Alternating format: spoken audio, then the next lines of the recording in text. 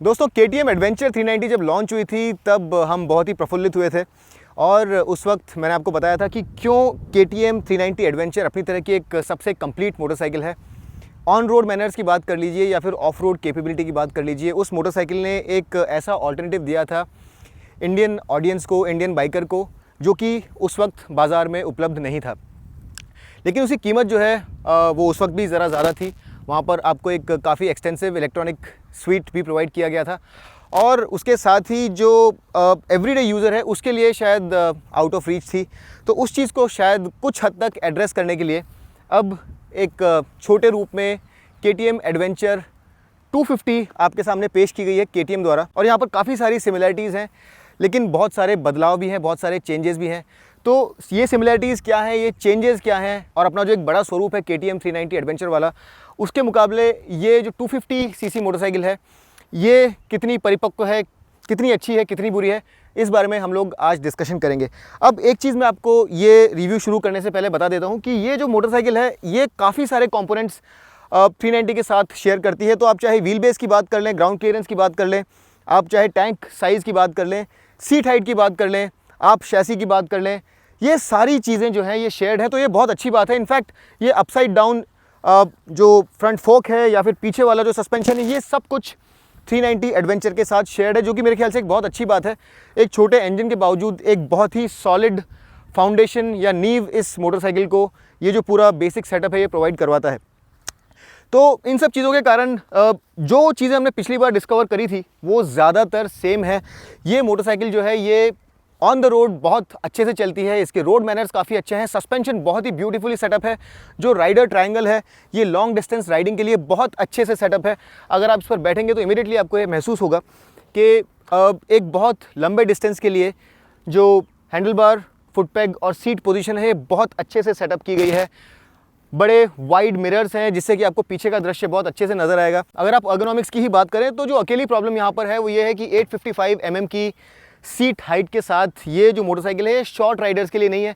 मेरी हाइट लगभग 5 foot 10 inch होने के बावजूद मैं अपने हील्स ज़मीन पर नहीं टेक, तो आपकी हाइट अगर 5 फुट 6 इंच से ज़रा भी कम है तो ख़ास तौर पर ऑफ रोड अगर आप इस गाड़ी को लेकर के जाने की कोशिश करेंगे तो शायद टॉपल होने की संभावना बनी रहे और हो सकता है कि आपको कुछ इंजरी हो जाए।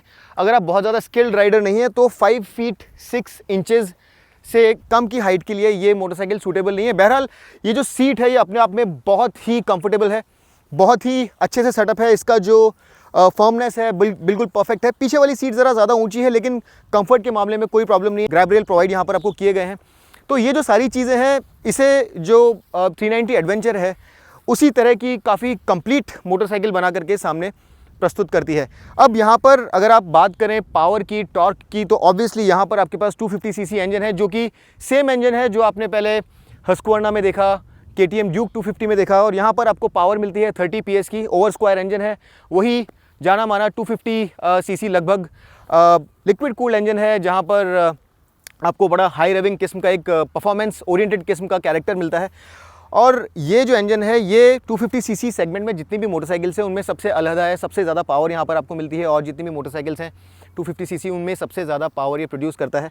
तो 30 PS की पीक पावर मिलती है आपको 9000 RPM पर, जो कि काफ़ी हाई रेविंग एक पॉइंट है। और 7500 RPM पर ये 24 न्यूटन मीटर्स की अपनी पीक टॉर्क प्रोड्यूस करता है।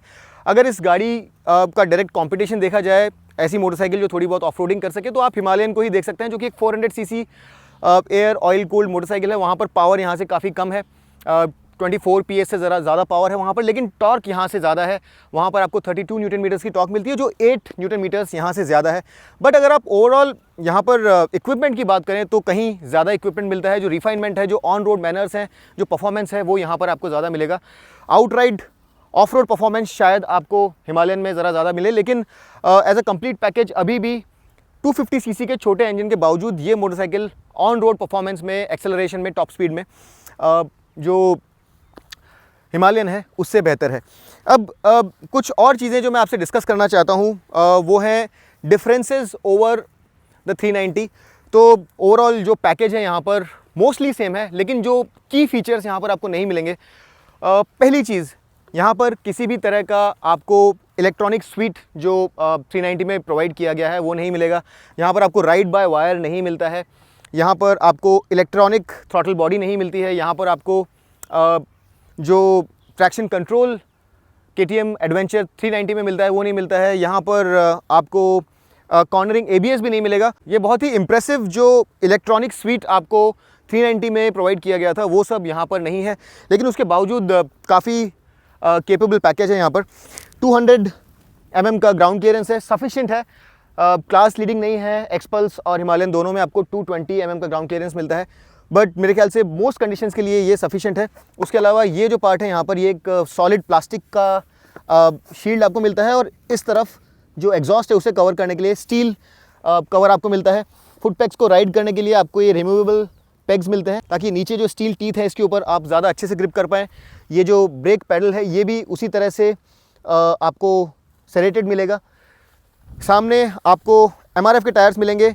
जो मेट्जेलर के टूरांस टायर आपको इनिशियली दिए गए थे 390 के ऊपर, वो बाद में मेरे ख्याल से रिप्लेस कर दिए गए, और अब यहाँ पर आपको MRF के टायर्स मिलते हैं। सामने आपको 100 सेक्शन टायर मिलता है, पीछे आपको 130 सेक्शन टायर मिलता है। टायर्स की ग्रिप, व्हील्स का साइज़ आगे 19 पीछे 17, ये भी 390 जितना ही है, लेकिन यहाँ पर ग्रिप में डेफिनेटली बहुत डिफरेंस है।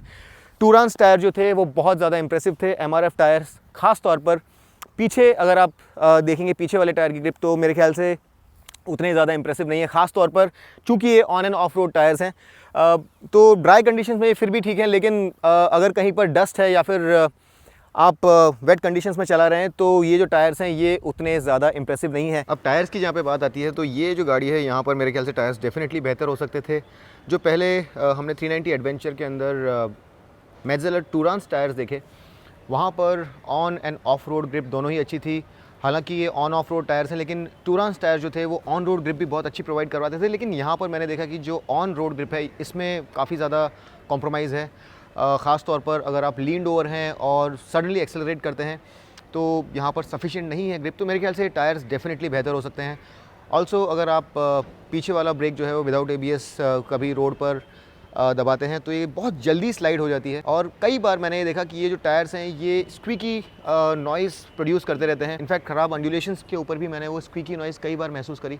तो ये टायर्स जो हैं ये मेरे ख्याल से डेफिनेटली बेहतर हो सकते हैं, और अगर आप ये गाड़ी ले रहे हैं तो you would do well to replace these tyres with tyres which have better grip.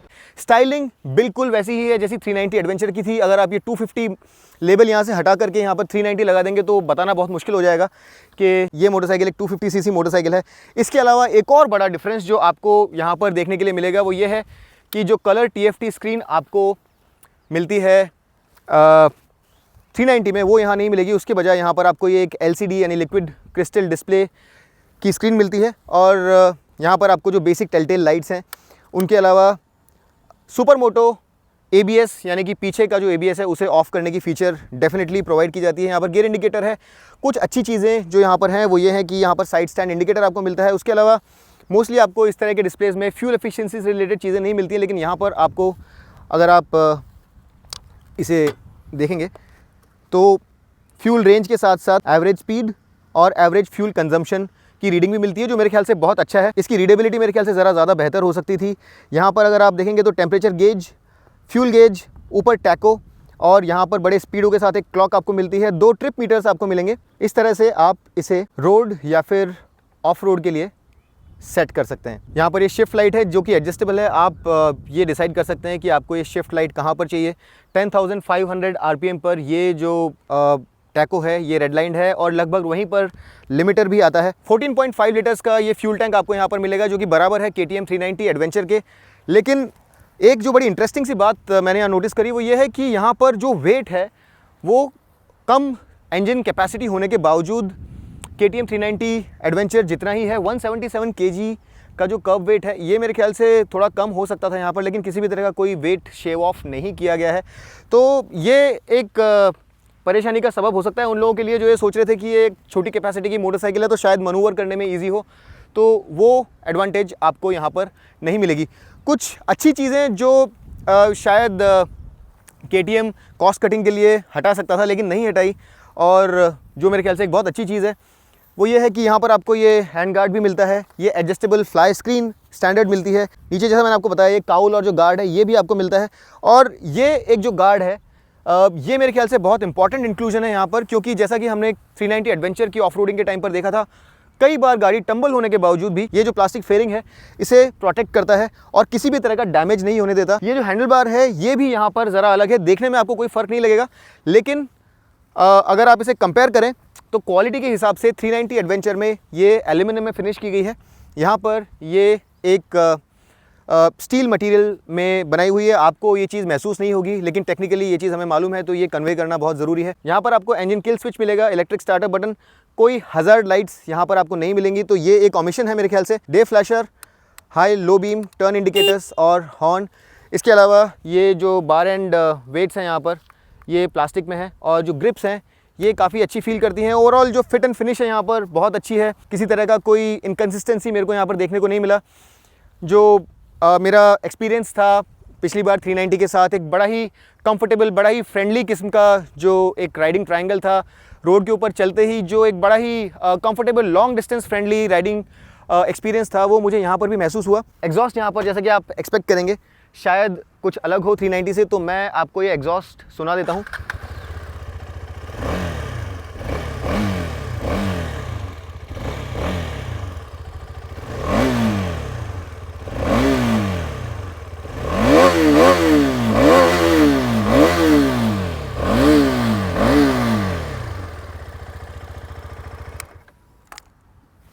तो बहुत ज़्यादा इम्प्रेसिव ये कोई एग्जॉस्ट नहीं है, मेरे ख्याल से बहुत ही एवरेज साउंडिंग एग्जॉस्ट है। और एक 12 वोल्ट पावर सॉकेट यहाँ पर आपको मुहैया करवाया जाता है, जो कि मेरे ख्याल से अगर आप एक मोबाइल फ़ोन चार्ज करना चाहते हैं, यहाँ पर एक GPS यूनिट माउंट करना चाहते हैं, तो उसको लगातार पावर करने के लिए काफ़ी यूज़फुल साबित होगा।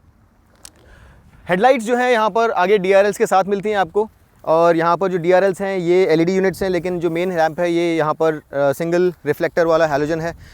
जो ब्लिंकर्स हैं आगे और पीछे दोनों ही तरफ आपको LED यूनिट्स मिलेंगे, और जो टेल लैंप है मेन ये यहाँ पर आपको LED मिलेगा। अपस्वेप्ट एग्जॉस्ट है ताकि अगर आप वाटर वेट कर रहे हैं तो किसी तरह की कोई तकलीफ़ ना हो। और इसे ऑफ रोड चला लेने के बाद एक चीज़ जो आप बहुत ही मुकम्मल तौर पे कह सकते हैं वो ये है कि ये एक काफ़ी केपेबल ऑफ रोडर है। ये कुछ हद तक एक्सट्रीम कंडीशंस में भी ऑफ रोड कर सकती है। जो डकार रैली बाइक है 450 KTM की, उस पर ये आधारित है, उससे प्रेरणा लिए हुए है, तो काफ़ी केपेबल ऑफ रोड मशीन है। लेकिन अगर आप एक out right off roading machine की बात करें तो मेरे ख्याल से वहाँ पर अभी भी हिमालयन जो है वो इससे ज़रा बेहतर है। उसके कुछ कारण हैं, वहाँ पर आपको निचले स्तर पर टॉर्क ज़रा ज़्यादा बेहतर मिलता है, तो हायर गियर्स में भी वहाँ पर आपको लो रेव्स पर एक अच्छा ट्रैक्टेबिलिटी मिलता है। लेकिन अगर ट्रैक्टेबिलिटी की बात हो रही है तो यहाँ पर मैं आपको बता दूँ कि यहाँ पर KTM ने जो इसकी स्प्रॉकेटिंग है उसे ज़रा चेंज किया है ताकि निचले लेवल पर भी आपको ज़रा बेहतर ट्रैक्टेबिलिटी मिल सके। जनरली ये जो इंजन है ये काफ़ी पीकी है, काफ़ी रेवी है, लेकिन यहाँ पर इसे कुछ हद तक, हालांकि इंजन के कैरेक्टर में कोई चेंज नहीं किया है, लेकिन स्प्रॉकेटिंग चेंज करके इसे ज़रा इम्प्रूव करने की कोशिश की है। यहाँ पर अगर आप स्प्रॉकेट्स देखेंगे तो आगे 14 और पीछे 46 टीथ का स्प्रॉकेट लगाया गया है, यानी कि आगे से एक टीथ कम कर दिया गया है और पीछे एक टीथ बढ़ा दिया गया है, जिससे कि लो एंड इस गाड़ी की ट्रैक्टेबिलिटी जो है वो ज़रा बेहतर हो गई है। अब अगर मैं लो एंड ट्रैक्टेबिलिटी की बात ही कर रहा हूँ तो मैं अब आ जाता हूँ परफॉर्मेंस पर कि इस गाड़ी का परफॉर्मेंस कैसा है, हर एक गियर में इसकी ट्रैक्टेबिलिटी कैसी है। अगर आप सिटी ट्रैफिक की बात करें तो जनरली अगर आप 4th, 5th और 6th गियर्स में देखें, ये 4th गियर में 35 किलोमीटर्स पर आवर की स्पीड से ऊपर स्मूथली रेव करती है, उसके नीचे ज़रा नॉकिंग महसूस होगी। इसी तरह से 5th गियर में 45 किलोमीटर्स पर आवर के ऊपर इसे आपको रखना होगा, और 6th गियर में 50 किलोमीटर्स पर आवर की स्पीड से ऊपर आप इसे रखेंगे तो ये नॉक नहीं करेगी। अगर आप टैको पर यही चीज़ देखें तो 2000 RPM के नीचे आपको बहुत ज़्यादा नॉकिंग महसूस होगी, बहुत ज़्यादा ये गाड़ी खड़खड़ाएगी और ये हो सकता है स्टॉल भी हो जाए। 2000 RPM के ऊपर ये नॉकिंग ज़रा कम हो जाती है, लेकिन गाड़ी बहुत कंफर्टेबल फील नहीं करती है, स्मूथ फील नहीं करती है। 3000 RPM के ऊपर आपको ये गाड़ी स्मूथ महसूस होगी, ऐसा लगेगा कि ये काफ़ी स्मूथली रेव कर रही है। आपको एक सेंस ऑफ एक्सेलरेशन भी मिलेगा, और ये चीज़ 390 से अलग है। वहाँ पर आपको 4000 RPM के ऊपर रखना होता था गाड़ी को इस चीज़ को अवॉइड करने के लिए, तो उस लिहाज से यहाँ पर ट्रैक्टेबिलिटी ज़रा बेहतर है।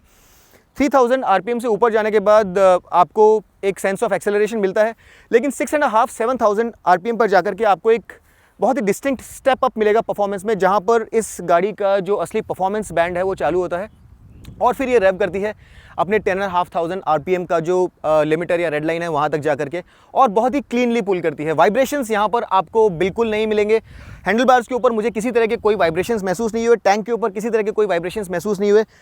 अकेला जो स्पॉट है जहाँ पर आपको वाइब्रेशंस महसूस होंगे वो है ये फुट पैग्स, और यहाँ पर आपको अबाउट 6,500-7,000 आरपीएम के बाद कुछ बज़ महसूस होगी, और ये बहुत डिस्टिंक्टली आप महसूस कर सकते हैं। तो ये जो चीज़ है ये ऐसी है कि कोई डील ब्रेकर नहीं है, कुछ ज़्यादा वाइब्रेशंस नहीं है, लेकिन डेफिनेटली आप कुछ वाइब्रेशंस नीचे यहाँ पर महसूस कर पाएंगे। इन सब चीज़ों के अलावा अगर आप गियर स्पीड्स की बात करें तो फर्स्ट गियर में ये आपको 54 किलोमीटर्स पर आवर तक लेकर के जाएगी, सेकंड गियर में 78 kilometres per our, third gear में एग्जैक्टली 100 किलोमीटर्स पर आवर आपको स्पीड ऊपर नजर आएंगे, और फोर्थ गियर में 127 किलोमीटर्स पर आवर की स्पीड आपको नजर आएगी। टॉप स्पीड इस गाड़ी की स्पीडो इंडिकेटेड 140 किलोमीटर्स पर आवर है, और ये लगभग 20 किलोमीटर्स पर आवर कम है अगर आप 390 एडवेंचर से कंपेयर करें। तो वहाँ पर एक्सेलरेशन और बहुत सारी दूसरी चीज़ें भी यहाँ से बेहतर हैं। तो एग्जैक्टली 20 किलोमीटर्स पर आवर का जो टॉप स्पीड का डिफरेंस है वही नहीं है, और भी बहुत सारे डिफरेंसेस यहाँ पर हैं। इन चीज़ों के अलावा कुछ और चीज़ें अगर मैं आपको बताऊँ तो आप में से बहुत सारे लोग इस मोटरसाइकिल को एज ए टूरर देखेंगे, और आप जानना चाहेंगे कि ये जो मोटरसाइकिल है इसकी क्रूजिंग स्पीड्स क्या हैं, और 100 किलोमीटर्स पर आवर की जो एक जनरली स्पीड मेंटेन करते हैं लोग हाईवे पर, वो ये किस आरपीएम पर मेंटेन करती है। तो फिफ्थ गियर में अगर आप हैं तो 100 किलोमीटर्स पर आवर की जो स्पीड है वो आपको 7,000 आरपीएम पर नज़र आएगी, और अगर आप सिक्स्थ गियर में हैं तो 6,200 आरपीएम पर आपको 100 किलोमीटर्स पर आवर की स्पीड नज़र आएगी। क्रूजिंग स्पीड इस मोटरसाइकिल की 110, 115 बड़े आराम से मेंटेन कर सकती है। तो आप अगर लॉन्ग डिस्टेंस जा रहे हैं तो up to 115 kilometres per hour की जो स्पीड है ये बहुत आराम से मेंटेन करती है। उससे ज़्यादा आपको शायद ऐसा लगेगा कि ये ज़रा स्ट्रगल कर रही है। हालांकि ये 120, 125 पर भी हाईवे पर कंसिस्टेंटली चल सकती है, लेकिन वहाँ पर इंजन उतना रिलैक्स नहीं लगता है। सस्पेंशन ट्रैवल जो है एक ज़रूरी चीज़ होती है ऑफ रोडिंग के लिए, और यहाँ पर सस्पेंशन ट्रैवल आगे और पीछे उतना ही है जितना 390 एडवेंचर में आपको मिलता है। पीछे आपको 177 mm का सस्पेंशन ट्रैवल मिलेगा, आगे आपको 170 mm का सस्पेंशन ट्रैवल मिलेगा, और पीछे वाला सस्पेंशन जो है यहाँ पर ये 10 स्टेप एडजस्टेबल है। तो ये भी आपके कंफर्ट में इजाफा करता है। अगर आप 2 अप राइडिंग कर रहे हैं या फिर बहुत सारा लोड लेकर के चल रहे हैं तो आप सस्पेंशन को ज़रा स्टिफ कर सकते हैं, ताकि गाड़ी की जो एबिलिटी है, डायनेमिक एबिलिटी है, उसमें किसी तरह का कोई प्रॉब्लम ना हो। मेरे ख्याल से इसका सस्पेंशन बहुत ही ब्यूटीफुली सेटअप है, और ख़राब रास्तों को ये बहुत अच्छे से अपनी स्ट्राइड में लेती है। ऑफ रोड जब आप जाते हैं तो जंप्स के दौरान भी not just take off but landing के टाइम पे भी जिस तरह से ये वेल डैम्प्ड है वो मेरे ख्याल से बहुत काबिल तारीफ़ है। और एक पॉइज जो होना चाहिए इस तरह की मोटरसाइकिल का on end of the road वो बहुत अच्छा है। अगर आप ऑन द रोड इस गाड़ी के मैनर्स देखेंगे तो उतने ही अच्छे हैं जितने कि KTM 390 एडवेंचर के, और इस लिहाज से ये एक बहुत ही परिपक्व टूरर बन के सामने आती है। पीछे एक काफ़ी वाइड आपको ये ग्रैब रेल मिलता है, जो कि आपको बंजी कॉर्ड्स वगैरह अगर आप यूज़ करना चाहते हैं तो उसके लिए आपको हेल्प करेगा, लेकिन यहाँ नीचे आपको किसी तरह के कोई हुक्स नज़र नहीं आएंगे। तो ये मेरे ख्याल से एक लिमिटेशन है, लेकिन ये जो ग्रैब रेल है ये अपने आप में एक काफ़ी अच्छे से बनाया हुआ सेटअप है। और ये जो पीछे का फ्लैट स्पॉट है ये भी अगर आपको पीछे किसी तरह का कोई स्टे अगर लगाना है यहाँ पर तो उसमें इन नट्स को हटा करके, इन बोल्ट्स को हटा करके आपको एक्सटेंड करने में ज़रा मदद करेगा। सारी गार्ड यहाँ पर कुछ इस तरह से नज़र आता है, और ओवरऑल जो बिल्ड क्वालिटी है इस गाड़ी की वो काफ़ी अच्छी है। रिफाइनमेंट लेवल के बारे में मैंने आपको बता दिया है, ट्रैक्टेबिलिटी के बारे में मैंने आपको बता दिया है, और एज़ एन एक्सेसिबल मोटरसाइकिल जो कि उन लोगों के लिए है जो एक 150 सीसी तक का अनुभव ले चुके हैं और एक स्टेप अप चाहते हैं अपने राइडिंग एक्सपीरियंस में। ऐसे लोग जो कि एक्सप्लोर करना चाहते हैं, अलग अलग जगहों पर जाना चाहते हैं, उन लोगों के लिए मोटरसाइकिल मेरे ख्याल से काफ़ी अच्छी साबित होगी। एक बहुत ही ज़रूरी एस्पेक्ट जो आप में से बहुत सारे लोग जानना चाहते हैं वो है फ्यूल एफिशिएंसी, और ऑफिशियल फ्यूल एफिशिएंसी नंबर यहाँ पर है 31 kmpl। हमारी टेस्टिंग के हिसाब से आपको 27-28 किलोमीटर्स पर लीटर से लेकर के 32 किलोमीटर्स पर लीटर तक की फ्यूल एफिशिएंसी मिलेगी।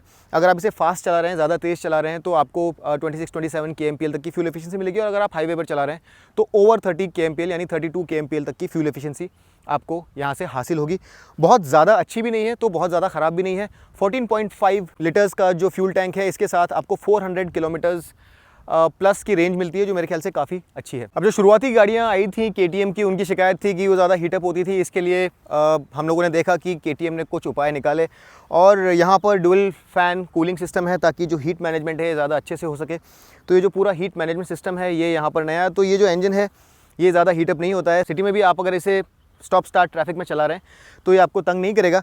इसके अलावा यहाँ पर जैसा कि 390 एडवेंचर में आपको मिलता है, स्लिपर प्लस असिस्ट क्लच मिलता है और इसके द्वारा आपका जो ऑपरेशन है क्लच का, ये काफ़ी लाइट महसूस होता है। आप सिटी में जब गाड़ी चलाते हैं तो आपको ज़्यादा एफर्ट नहीं डालना पड़ता। इसके साथ ही जब आप इस गाड़ी को तेज़ चला करके तेज़ डाउन शिफ्ट करते हैं बहुत हाई RPM से, तो आपको रियर व्हील जो है वो लॉकअप नहीं होता है, आपको हॉप महसूस नहीं होगा। तो ये भी एक अच्छी चीज़ है यहाँ पर जो मुझे इस मोटरसाइकिल से महसूस हुई। और ये भी न जाने क्यों है, क्योंकि यहाँ पर ब्रेकिंग सेटअप बिल्कुल KTM 390 एडवेंचर जितना ही है। सामने 320 और पीछे 230 mm के ब्रेक सेटअप के साथ यहाँ पर डुअल चैनल ABS है।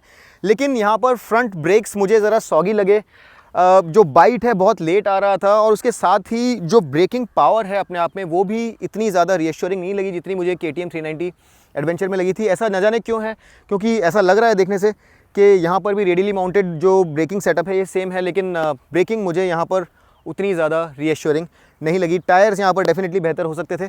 तो यहाँ पर कुछ अच्छी चीज़ें अडॉप्ट की गई हैं। WP का जो हाई क्वालिटी एपेक्स सस्पेंशन है ये भी है, स्प्लिट ट्रेलिस फ्रेम है, पूरा का पूरा जो ज्योमेट्री है, जो हार्डवेयर है ये काफ़ी हद तक 390 एडवेंचर से मैच है, लेकिन फिर भी कहीं कहीं पर कुछ चीज़ें आपको ऐसा लगता है कि उतनी ज़्यादा अच्छी नहीं है।